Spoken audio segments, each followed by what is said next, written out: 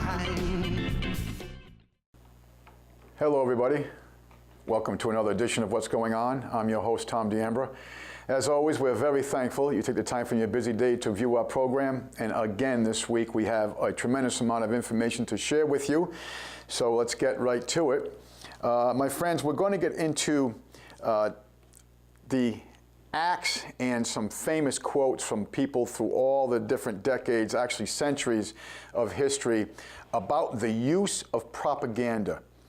Do you remember we had William Casey's quote, former CIA director in the Reagan administration, when he said that we will know when our disinformation program is complete and a success when everything the American people believe is false. Now, we broke down this quote, and first of all, we have to acknowledge that, yes, there is a disinformation program, and second of all, we have to ask ourselves, who are we? We are obviously not the American people. You have the carer of, or the herder of the herd. In other words, the shepherd of the herd wants to direct the herd of sheep to whatever direction he wants that herd to go into. And then you have the herd itself. My friends, we are looked at as the herd itself. And there are many shepherds of information, of disinformation, of lies, and of half-truths that form our opinion. When I have conversations with a lot of people, particularly Americans, it is unbelievable to me how they will just parrot what the mainstream media is saying. I mean, almost, literally, not almost, but literally word for word. So we see some things taking place where there is an unveiling taking place. The mainstream media obviously is not carrying the murder of Lavoy Finicum. Well, the mainstream media is losing every day percentages of viewers. They're losing revenue because people who are selling products, people who are purchasing advertising time are looking elsewhere. They're not getting the results of yesteryear with the mainstream media. So I thought it would be interesting that we got into this a little bit. But before we do that, I did touch on Lavoy Finicum. I ask you, we don't have time this week to get into it too much, but there is a serious series of lawsuits that are going on that are being formulated right now by the Finicum family with multiple attorneys from multiple states. And also, when we see the reaction of the mainstream media, the Oregon State Police, the mercenaries, private mercenaries that were involved, the Federal Bureau of Supposed Investigation, how they're not releasing information, how the tape that they did release has been found by professionals to be edited. We find that obviously they are trying a cover-up. Now, in the past, they've had no problems with this. When they murdered the women and children, all the innocents at Waco, there was no problem with the cover-up. Even though they burned the place down, there was no problem with the cover-up. When they murdered Vicki Weaver and the Randy Weaver family at Ruby Ridge, Idaho, there was no problem with the cover-up. When they murdered Gordon Call, there was no problem with the cover-up. But today there's something taking place, and one of it is they are losing the information war through the availability of the internet and other sources of technology to not only gather information, but to share it out there. And the other thing is that the American people, some of them, a small percentage, and that's all it takes is a small percentage, are actually starting to see the lies. They're starting to see the deceit, the half-truths, the mechanisms of propaganda that have been used against the American people for decades. And they're starting to look the other way for truth. And as Goebbels said, truth is the enemy of the lie, hence it becomes the enemy of the state itself. So there's some things going on, and we look at what took place yesterday in Wisconsin. Very interesting that, you see Trump supporters here. I'll just read this verbatim. I'm going to be real quick about this. People voting for Donald Trump in today's Wisconsin primary are seeing their ballots changed to show a vote for Ted Cruz. This is according to the ABC affiliate, a Madison-based ABC affiliate, WKOW, with reports of voting machines across the state switching votes entered for GOP frontrunner Donald Trump to his establishment counterpart, Ted Cruz. And it goes on also, the station has spoken to multiple witnesses and and verifying these things from Burnett, Clark, Dane, and Polk counties and so forth throughout the state. My friends, this is what they are about. They are about lies, and they can no longer cover up the lies because the veils are starting to be opened up. And so hence, they are going to the mechanics of creating the lie. And it's very interesting when you look at the company, and we'll get into this a little bit more next week, when you look at the company that was facilitating these voting machines, they were a George Soros affiliate. Now, let us get into basically what we came to talk about, and that is the tool of propaganda. You have got to understand, my friends, just as William Casey, former CIA director, I quote his quote I just gave to you, just as John Swinton back in 1924, when he was a former retiring editor of the New York Times, when he said at his gala for his retirement party, when he said that, now I'll remind you folks, this is a former editor of one of the major newspapers in the world, when he said, what a folly us toasting for the free press in America, for everyone within the sound of my voice. And who is he speaking to? He's speaking to fellow editors, people of the press, people of the radio at the time, the mainstream media, if you would, in 1924. What a folly toasting to the mainstream, freedom of the press here in the United States. For everyone within the sound of my voice knows, if we had printed our truth and honest opinion, we would not have our jobs within 24 hours. For we are nothing more than intellectual prostitutes kneeling at the feet of Mammon and at the sacrifice of our nation, our race, and our culture. John Swinton, please look that up. So what is this tool, propaganda? It has been used over the centuries by many, many people. The technology that is available to them now, and the fine-tuning of the process. We speak a lot in this program about the Hegelian dialectic, crisis, reaction, solution, that triangle that I have fomented to you before, how they create crises to get the emotional response that they want from the people. And you always want to have fear in that equation. And as I've said to you before, if you can put a little bit of anger in there, even the better. And of course, then the other part of that triangle is the people will accept the authority because of this false pretense of the fear from the crisis that was established by the people in the beginning.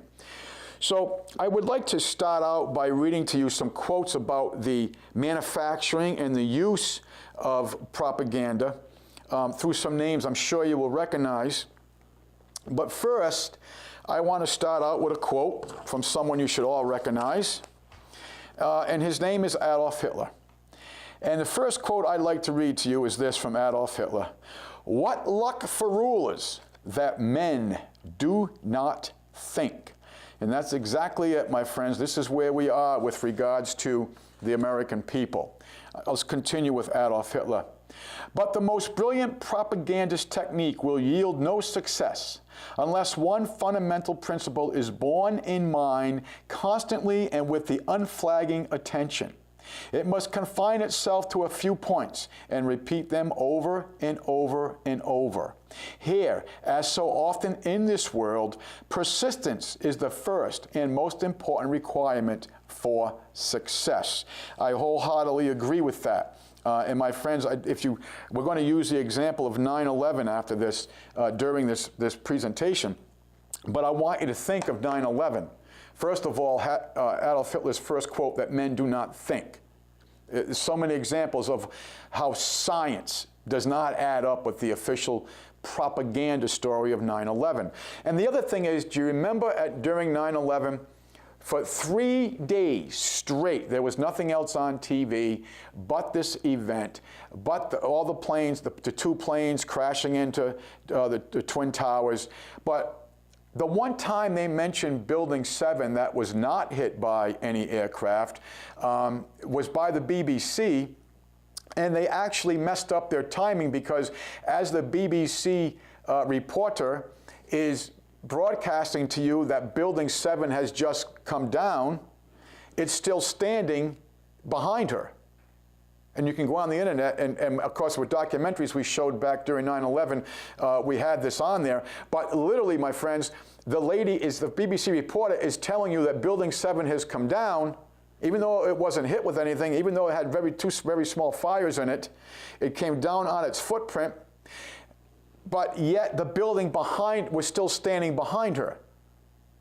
Now, did she have a crystal ball that knew this building was coming down? No, they made an honest mistake, because it was all internal demolitions that took all three of these buildings down. But they made a mistake in timing that they got their cue, okay, go ahead and announce this, but they hadn't actually blown the building up. So very, very interesting. And another person I want to read to you from this regime was Hermann Goering. Why, of course, the people don't want war. Why should some poor slob on a farm want to risk his life in a war when the best he can get out of this is to come back to his farm in one piece? Naturally, the common people don't want war neither in Russia, nor in England, nor for that matter in Germany. That is understood. But after all, it is the leaders of the country who determine the policy, and it is always a simple matter to drag the people along, whether it is a democracy or a fascist dictatorship, which is where we are today in America, or a parliament or a communist dictatorship. Voice or no voice, the people can always be brought to the bidding of the leaders. That is easy. All you have to do is tell them they are being attacked, and denounce the peacemakers for lack of patriotism and exposing the country to dangers. It works the same in any country. My friends, that quote came from the Nuremberg trials. So what he's talking about here, Hermann Goering, is this is during the Nazi regime of Adolf Hitler in Germany in the 30s and 40s, is basically, my friends, again, that Hegelian dialectic, creating crisis to get the people to go along with where they want the people to be. Now, it's very interesting to me that's where we are today, and 9/11 was very much part of that protocol, if you would, of creating that crisis, tell the people they are being attacked. You see, my friends, fear is the biggest equation out of this.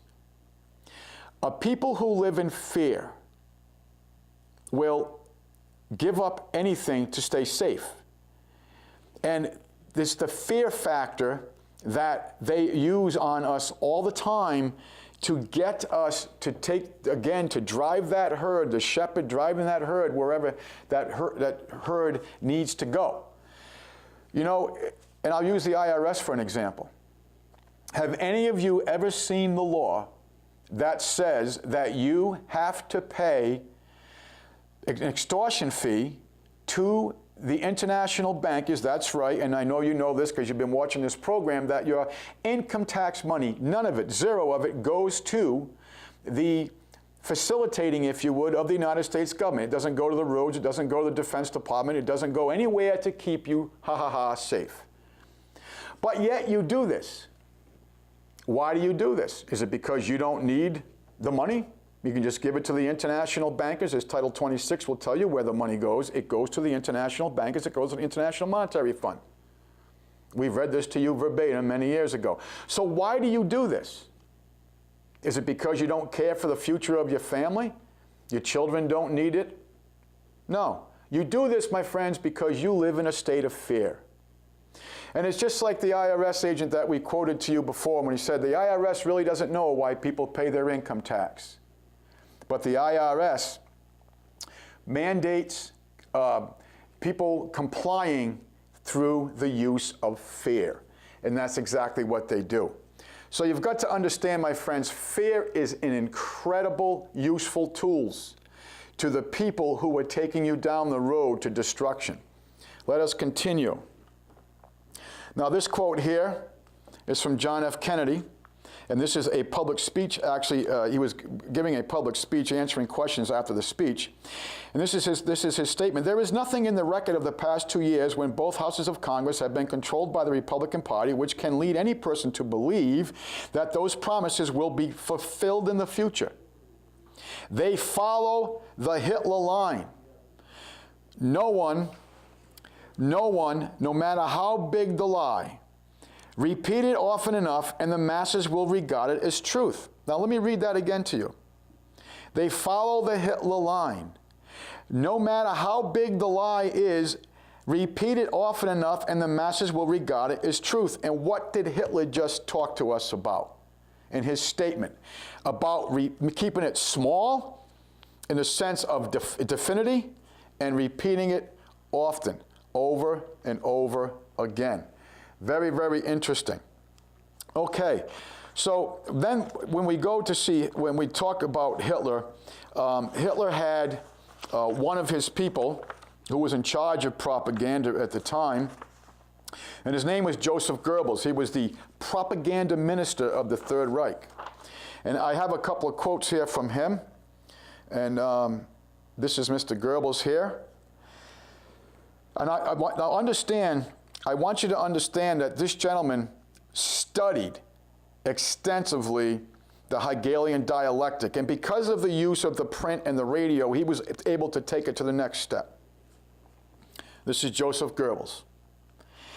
It would not be impossible to prove with sufficient repetition and a psychological understanding of the people concerned that a square is in fact a circle. They are mere words, and words can be molded until they clothe ideas and disguise. Absolutely. And this is why, my friends, there is so much going on currently with what George Orwell, or Eric Blair being his real name, called newspeak. And this is why you're not allowed to say brown bagging in Seattle, Washington anymore, because it offends brown people. This is why the word gay, which used to mean to be happy and joyous, now means that you're a homosexual or a lesbian. Because this is all what Goebbels is talking about. Clothing the ultimate task at what's at hand and disguising through language where they're trying to take you. Very, very interesting. And I want to continue with another statement from Mr. Goebbels. Again, this is Adolf Hitler's propaganda minister. If you tell a lie big enough and keep repeating it, people will eventually come to believe it. The lie can be maintained for only such time as the state can shield the people from the political, economic, and/or military consequence of the lie. It thus becomes vitally important for the state to use all its powers to repress dissent. For the truth is the mortal enemy of the lie, and thus, by extension, the truth is the greatest enemy of the state. And why is that, my friends? Because all they are doing to you constantly is lying. Everything you see on your TV with regards to the mainstream media, or you hear on the radio, or you read at the UPI or the AP, any of the mainstream, is all a lie. Half-truths, deceptions. And did you ever wonder why all the news is all the same all the time? It's because and the church committees back in the 1970s, and we covered this some months ago, the church committees back in the 1970s exposed the fact that the mainstream media is all controlled by the CIA. Last week, we had two German journalists, who actually, after one of them was a journalist for over 25 years and basically said, I can't do this anymore. I'm exposing the propaganda. We read this to you verbatim, that we are liars. We work and lie for the CIA. This is in Germany. What do you think's happening here? Understand this, my friends. You're being lied to. Why you are turning your TV on or reading their newspapers or listening to their bulldung on the radio, do you ever wonder why it's all the same? 7 days a week, 365 a year, the news is the same. All they do is do a little twist to get that divide paradigm in, the left spectrum and the right spectrum, but it's all the same.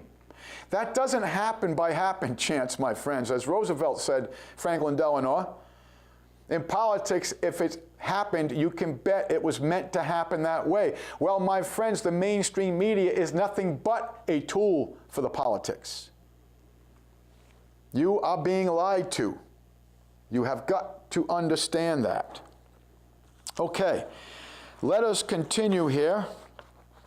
I want to try to find an interesting quote for you from Aldous Huxley.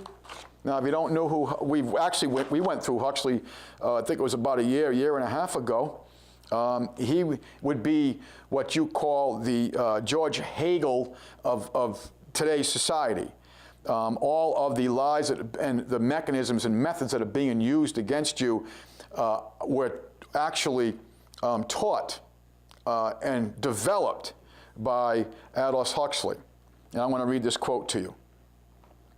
It is possible to argue that the real influential book is not that which converts 10 millions of casual readers, but rather that which converts the very few who, at any given moment, succeed in seizing power.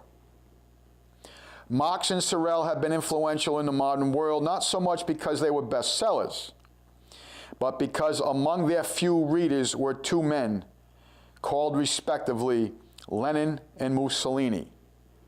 So what he's talking about here is Marx was financed by the Rothschilds. He wrote the Communist Manifesto. Well, he was co-author of the manifesto. But what the future leaders who are going to be supported by the Rothschild bankers and the bankers out of New York and London in particular, they studied the Communist Manifesto.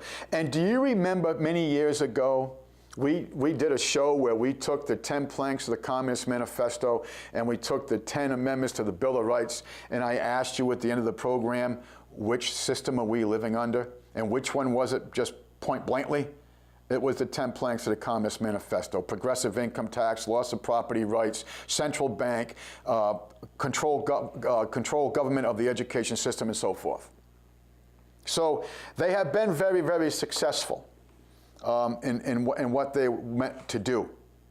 Now, you've got to understand, my friends, that there are people, very educated people, who have spoken out against this. And one of the quotes, some of the quotes I want to read to you now are from Noam Chomsky, a very educated man, a professor. And I have to, for those of you that are saying, boy, how do I know that name? Noam Chomsky is the gentleman that Pat Tillman, the Ranger who gave up a $4.2 million contract a year in the NFL for the Arizona Cardinals, who left all that, who went into the Army, became an Army Ranger, went to Afghanistan, discovered that the whole thing was lies, discovered that the CIA was moving all the heroin into the United States from Afghanistan, and he was murdered. Even his mother has come out and said he was murdered. So Mr. Tillman, whose heart was in the right place, but who fell for the propaganda, he gave up the security of $4.2 million a year, the notoriety of being an NFL superstar. His heart was in the right place. He thought his nation, his people were under attack. Well, his people was under attack, but not by some guy living in a cave in Bora Bora, Afghanistan, who needed dialysis every 3 days. Who, by the way, died in 2002 from kidney failure. And I'm talking about Osama bin Forgotten, as I used to call him, Osama bin Laden. So Mr. Tillman got a hold of Mr. Chomsky to try to expose what was going on. And of course, Mr. Tillman was murdered very few days later. And these are 10 quotes from Mr. Chomsky. Very educated man, been involved in education, politics, the intellectual elite. Anyway, I just want to read these to you. The major media, particularly the elite media that set the agenda that others generally follow, are corporations selling privileged audiences to other businesses. It would hardly come as a surprise if the picture of the world they present were to reflect the perspectives and interests of the sellers, the buyers, and the product. Concentration of ownership of the media is high and increasing. I'll say so. There's only 6 companies now. Furthermore, those who occupy managerial positions in the media or gain status within them as commentators belong to the same privileged elites. They are owned and might be expected to share the perceptions, aspirations, and attitudes of the elites, reflecting their own class interests as well. Journalists entering the system are unlikely to make their way unless they conform to these ideological pressures, generally by internalizing the values. It is not easy to say one thing and believe another, and those who fail to conform will tend to be weeded out by familiar mechanisms. If the media were honest, they would say, look, here are the interests we represent, and this is the framework within which we look at things. This is our set of beliefs and commitments. That's what they would say, very much as their critics would say. For example, I don't try to hide my commitments, and the Washington Post and New York Times shouldn't do it either. However, they must do it because they mask the balance, and objectivity is a crucial part of power institutions and undermining them. The academic profession plays along with this game. My friends, you can bet the academic profession plays along with this game, and that's why the federal government came out with student loans and all these grants for academia so they could control the mechanisms of information. The leading student of business propaganda, Australian social scientist Alex Carey, argues pervasively that the 20th century has been characterized by 3 developments of great political importance: the growth of democracy, then the growth of corporate power, and then the growth of corporate propaganda as a means of protecting the corporate power against the democracy. The public relations industry, which essentially runs the elections, is applying certain principles to undermine democracy, which are the same as the principles that apply to undermine markets and men. The last thing that business wants is markets in the sense of economic theory. Take a course in economics. They tell you a market is based on informed consumers making rational choices. Anyone who ever looked at a TV ad knows that's not true. In fact, if we had a market system, an ad, say, for General Motors, would be a brief statement of the characteristics of the products for the next year. That's not what you will see. You will see some movie actress or football hero or somebody driving a car up a mountain or something like that.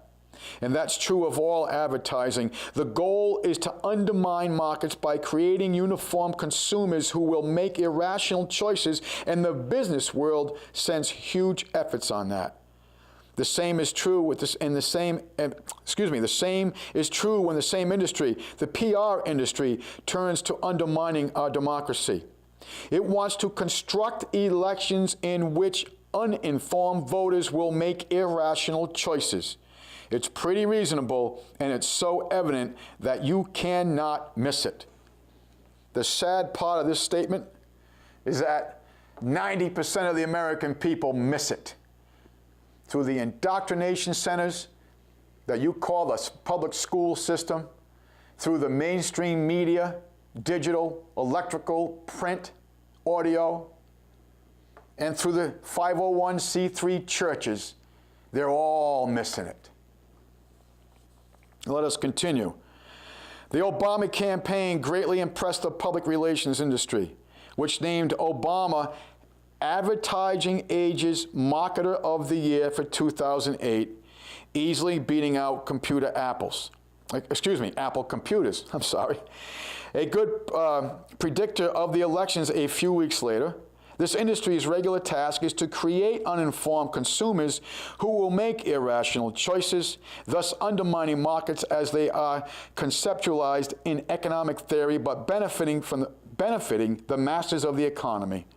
And it will recognize the benefits of undermining democracy in much the same way, creating uninformed voters who often make irrational choices between the factions of the business party that amass sufficient support from centralized private capital to enter into the electoral arena, and then to dominate the campaign through propaganda. My friends, that propaganda is not working as well as it has in the past, particularly with the right side, if you want to get into the divide paradigm. And that's why they're having such problems with Trump, and they're having some problems with Bernie Sanders, because they are going outside the propaganda. Control of thought is more important for governments that are free and popular than for despotic and military states. The logic is straightforward. A despotic state can control its domestic enemies by force.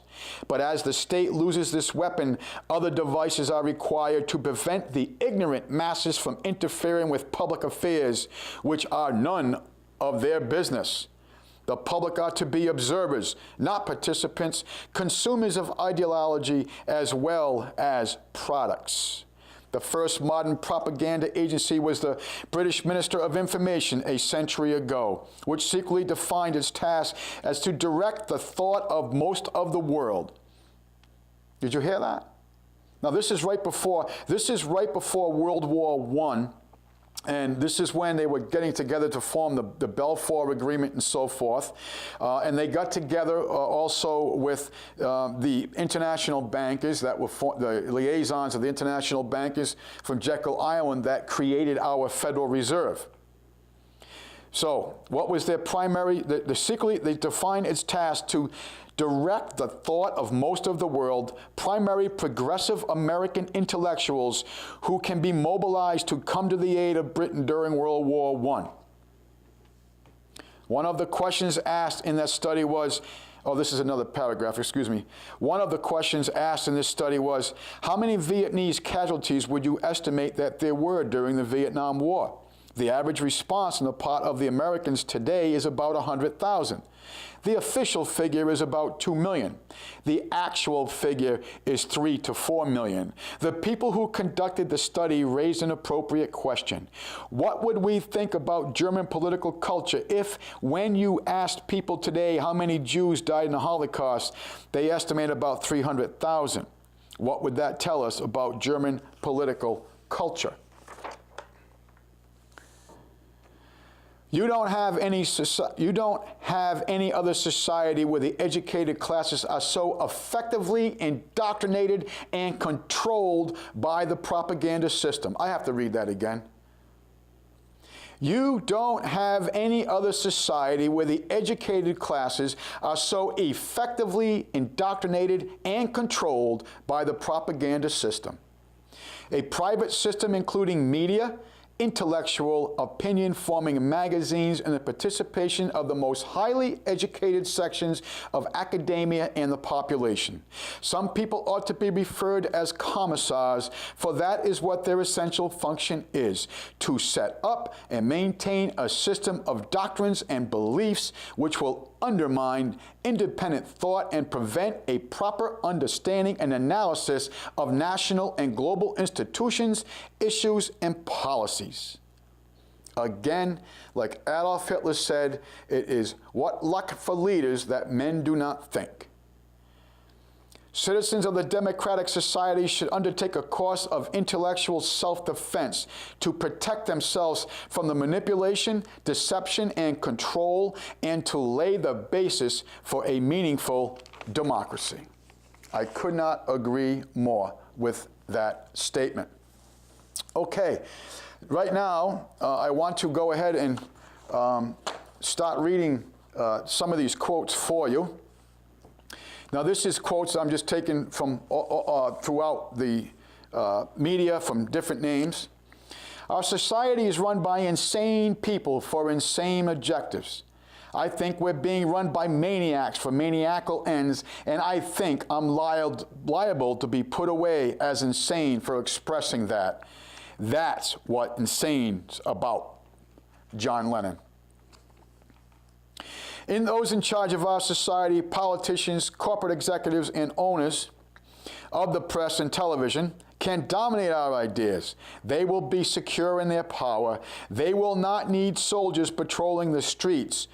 We will control ourselves. Understanding all the battles are waged on an unconscious level before they are begun on the conscious one, and this battle is no different. The power structure wishes us to believe that only the options available are those which they present to us. We know this is simply not true, and therefore we must redefine the terrain of this conflict, and clearly it is a conflict of agendas. See, in my line of work, you got to keep repeating things over and over and over again for the truth to sink in, to kind of catapult that propaganda. George W. Bush, 43rd President of the United States. The propaganda system allows the U.S. leadership to commit crimes without limit and with no suggestion of misbehavior or criminality. In fact, major war criminals like Henry Kissinger appear regularly on TV to comment on the crimes of the derivative butchers. Edward S. Herman, political economist and author. When a well-packaged web of lies has been sold gradually to the masses over generations, the truth will seem utterly preposterous and its speaker a raving lunatic. Dresden James. When the representative body has lost the confidence of their constituents, when they have notoriously made sale of their most valuable rights, when they have assumed to themselves power which the people never put in their hands, then indeed their continuing in office becomes dangerous to the people. Thomas Jefferson. Today the world is the victim of propaganda because people are not intellectually competent.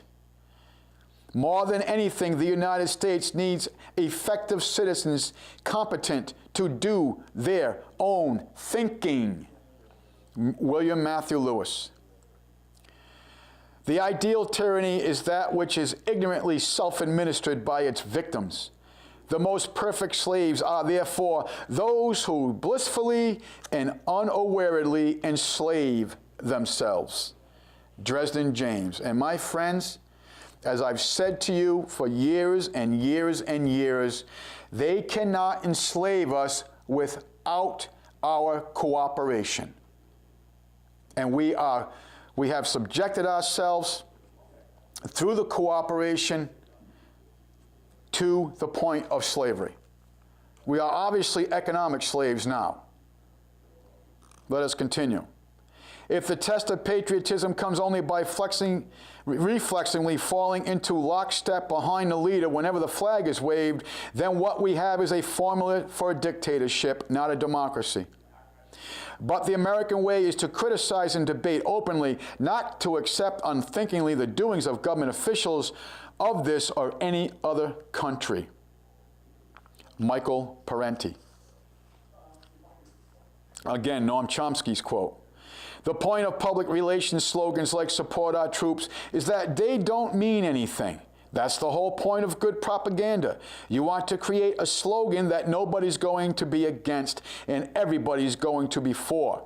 Nobody knows what it means because it doesn't mean anything. Its crucial value is that it diverts your attention from a question that does mean something. Do you support our policy? That's the one you're not allowed to talk about. Noam Chomsky. We have made the Third Reich by propaganda. Joseph Goebbels. Think of that. The Third Reich was made by propaganda. Propaganda to a democracy? What bludgeons is a totalitarian state? Noam Chomsky. Political language is designed to make lies sound truthful and murder respectable and to give an appearance of solidarity to pure win. George Orwell. The The enormous gap between what the U.S. leaders do in the world and what Americans actually think their leaders are doing is one of the greatest propaganda accomplishments ever. Michael Parente. Special forces is our propaganda term for our own brand of terrorist. The most dangerous untruths are truths moderately distorted. George Lichtenberg. The conscious and the intelligent manipulation of the organized habits and opinions of the masses is an important element in our democratic society. Those who manipulate this unseen mechanism of society constitute an invincible government which is the truth ruling power of our country. Let me read that again. The conscious and intelligent manipulation of the organized habits and opinions of the masses is an important element of our democratic society. Those who manipulate this unseen mechanism of society constitute an invincible government, which is the true ruling power of our country. We are dominated by the relatively small number of persons. It is they who pull the wires which control the public mind, who harness our social forces and contrive new ways to bind and guide the world. Edward Bernays. And if Bradley Manning really did as he is accused, he is a hero, an example to us all of one of the world's most foremost political prisoners, Julian Assange. The term propaganda rings melodramatic and exaggerated by a press that, whether from fear, careerism, or conviction, uncritically recites false government claims and reports them as fact, or treats elected officials with a reverence reserved for royalty, cannot be accurately described as engaged in any other function. Glenn Greenwald, who, by the way, we covered last year, was murdered. The greatest threat to peace is the barrage of propaganda portraying war as decent, honorable, and patriotic. Janet Rankin. Propaganda is as powerful as heroin. It surreptitiously dissolves all capacity to think. The truth is not in the commercial media because the truth is a dagger pointed at its heart, which is its pocketbook. George Seldes. The foulest damage to our political life comes from secrets which they hide from us, but from the little bits of half-truths, lies, and disinformation which they do tell us. These are already pre-digested, and then they are sicked up as little goblets of authorized spew. The columns of defiant correspondence is in the establishment sheets serve as the spittoons. N.E.P. Thompson. And if you don't know who he was, my friends, very well-known British historian. Today, the world is the victim of propaganda because people are not intellectually competent. More than anything, the United States needs effective citizens competent to do their own thinking. I have got to read that again because that's what this show is all about. Myself and the people behind the cameras, we take the risk because this is what we are trying to present to you, to get you to think. Today, the world is the victim of propaganda because people are not intellectually competent. More than anything, the United States needs effective citizens competent to do their own thinking.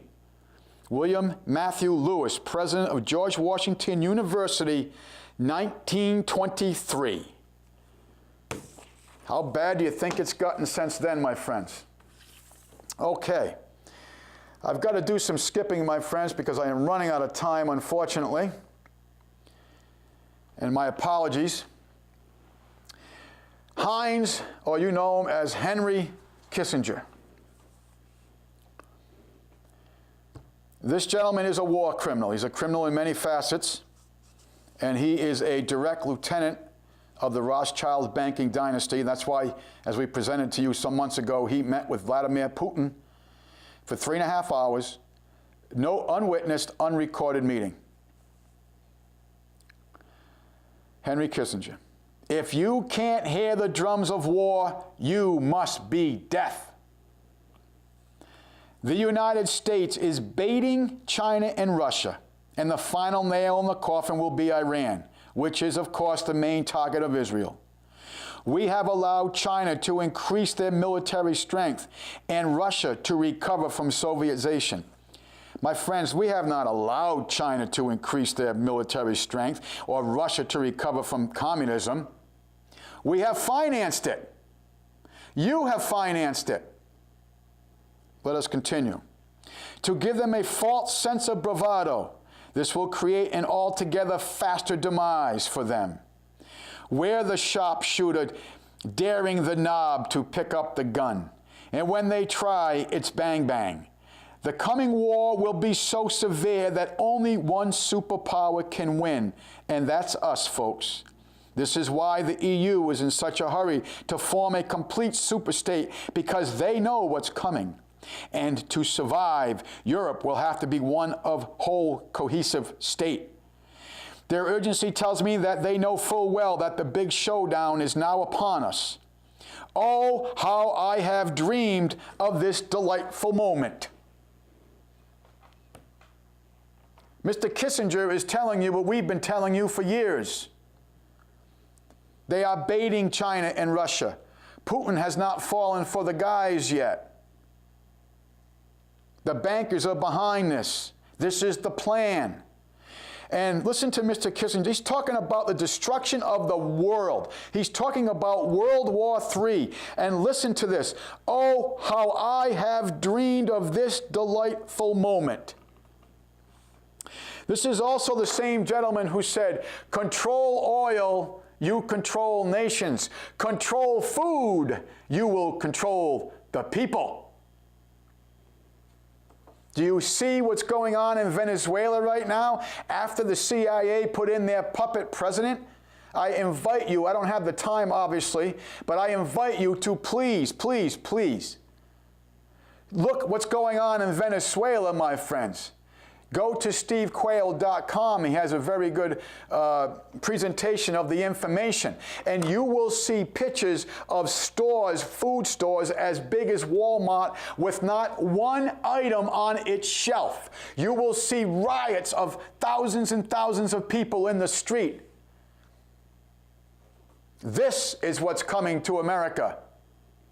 They are not bringing us up. They are bringing everybody down. And you had better stop thinking in terms of left or right, and you better start thinking in terms of up and down.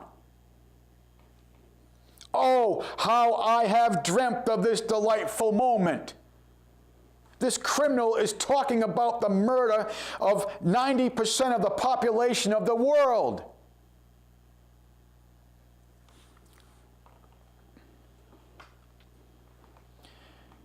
If you are an ordinary person, then you can prepare yourself for war by moving to the countryside and building a farm, but you must take guns with you, as the hordes of starving will be roaming.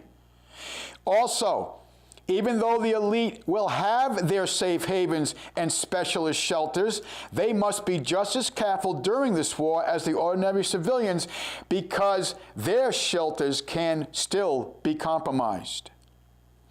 We're told the military that we will have to take over 7 Middle East countries for their resources, and they have nearly completed their job. Oh, and you thought your sons and daughters were bleeding because Iraq had weapons of mass destruction, or Gaddafi was a terrible leader, or Afghanistan organized the 9/11 attack from a cave in Bora Bora, Afghanistan, with no electricity, no satellites. And Osama bin Laden, who needed dialysis every 3 days, had a dialysis machine in the cave in Bora Bora, Afghanistan.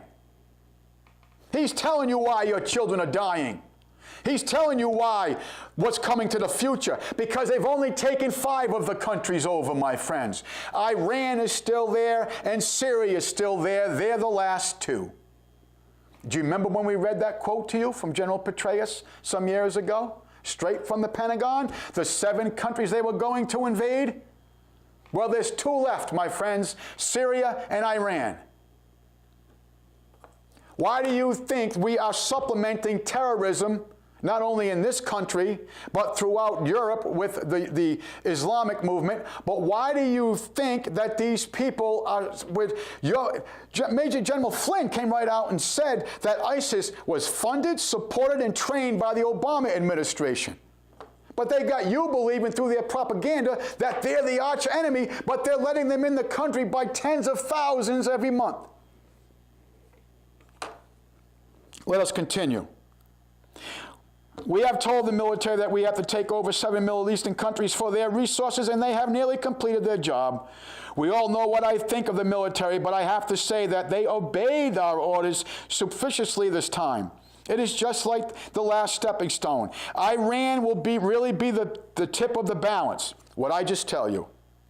How long can China and Russia stand by and watch America clean up? The great Russian bear and Chinese sickle will be roused from their slumber, and this is when Israel will have to fight with all its might and weapons to kill as many Arabs as it can. Hopefully, if all goes well, half the Middle East will belong to Israel. Our young have been trained well for the last decades or so to combat console games. You know these games kids are playing? This is what he's talking about. It was interesting to see the new Call of Duty Modern Warfare 3 game, which mirrors exactly what is to come in the near future with this predictive programming. Can you say propaganda? That's the ultimate propaganda, my friends. Your kids playing these games are getting propagandized. The seeds are being sowed for them, for the destruction that these elite are planning.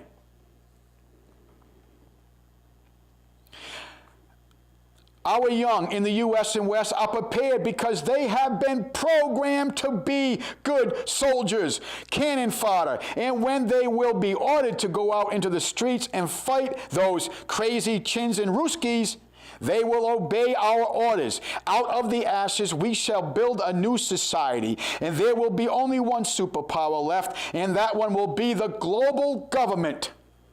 Not the United States of America, the global government. Don't forget, the United States has the best weapons, and we have stuff that no other nation has. And we will introduce those weapons to the world when the time is right. Heinz Kissinger, you know him as Henry. What is he telling you? What was it, from cradle to grave? You think the government's a benevolent organization looking out for your well-being of your children from cradle to grave? No, they are propagandizing them. They are indoctrinating them to do what? To be good soldiers, cannon fodder. Start asking questions. Start thinking. Start realizing that there is a mechanism of indoctrination through propaganda that is being used against the American people at all levels of economic society, at all levels of our culture, at all levels of the education, no matter what degree you have to hang on the wall, no matter what your age is, you are being lied to be part of the common herd so their shepherd can take you down the road to the slaughterhouse. Why do you still pay attention to these lies? Why do you methodically turn your evening news on every evening? Why? Because you are doing and being fomented indoctrination to do exactly that, and you are being a good sheep. I have got pages here. The Panama Papers we're all hearing about. Well, guess who's behind it, my friends? George Soros. George Soros has been behind this. I knew something was up, my friends, when there wasn't one Western person listed in these thousands of people. No Americans. It's all propaganda. Bulldog for you to absorb, to ingest. You have got to understand, my friends, the clock is ticking. There is not a lot of time left here. You have got to start thinking. Henry Kissinger is telling you you're being indoctrinated. He is telling you there is a major world war coming. He is telling you there's been a good little military. Why do you think they had to get rid of so many generals and admirals? Admiral Fallon and so forth. Why do you think Michael Flynn, the DIA commander, come out and telling you that ISIS was recruited, supported, and funded by the Obama administration? Why is it our borders wide open, but you got to be prodded because of a terrorist threat? Think, my friends. Get outside this propaganda veil. You have got to think. You are responsible for your own thought process. And you have better come to the understanding that you are being filled a bucket of lies to take you to the destruction of our nation. My friends, we are very thankful you took the time from your day to watch our program. We ask you to seek truth, obtain knowledge, manifest kindness to your fellow man, and we always close in reminding you that your government is your responsibility, and we thank you for watching.